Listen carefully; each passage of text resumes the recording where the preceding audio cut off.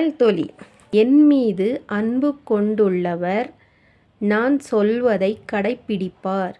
என் தந்தையும் அவர் மீது அன்பு கொள்வார். நாங்கள் அவரிடம் வந்து அவருடன் குடிகொள்வோம் என்கிறார் ஆண்டவர். மத்தேயு 7ஆம் அதிகாரம் 21 முதல் 29 வரை. என்னை நோக்கி ஆண்டவரே ஆண்டவரே என சொல்பவரெல்லாம் விண்ணரசுக்குள் செல்வதில்லை. மாறாக விண்ணுலகிலுள்ள என் தந்தையின் திரு உள்ளத்தின்படி செயல்படுபவரே செல்வார்.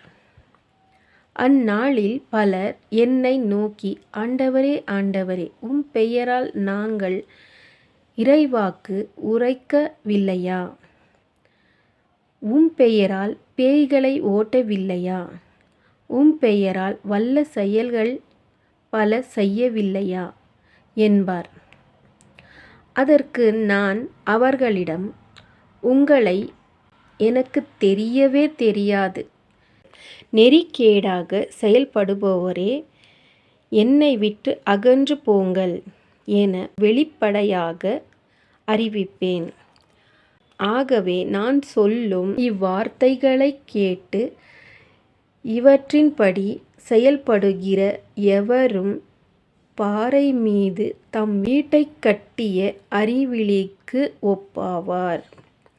மழை பெய்து ஆறு பெருக்கெடுத்து ஓடியது, பெருங்காற்று வீசியது. அவை அவ்வீட்டின் மேல் மோதியும் அது விழவில்லை. ஏனெனில் பாறையின் மீது அதன் அடித்தளம் இடப்பட்டிருந்தது.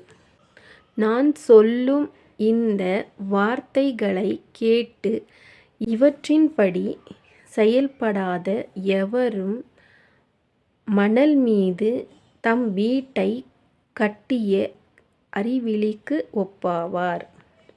மழை பெய்து ஆறு பெருக்கெடுத்து ஓடியது, பெருங்காற்று வீசியது. அவை இவ்வீட்டைத் தாக்க அது விழுந்தது. இவ்வாறு பேரழிவு நேர்ந்தது. இயேசு இவ்வாறு உரையாற்றி முடித்தபோது அவரது போதனையைக் கேட்ட மக்கள் கூட்டத்தினர் வியப்பில் ஆழ்ந்தனர். ஏனெனில் அவர்கள் தம் மறைநூல் அறிஞரைப் போலன்றி அதிகாரத்தோடு அவர்களுக்கு அவர் கற்பித்தார். இது ஆண்டவரின் அருள்வாக்கு. இறைவா உமக்கு நன்றி. பிடிச்சிருந்தா லைக் அண்ட் சப்ஸ்கிரைப் பண்ணுங்க, ஷேர் பண்ணுங்க, கமெண்ட் பண்ணுங்க ஃப்ரெண்ட்ஸ். தேங்க்யூ.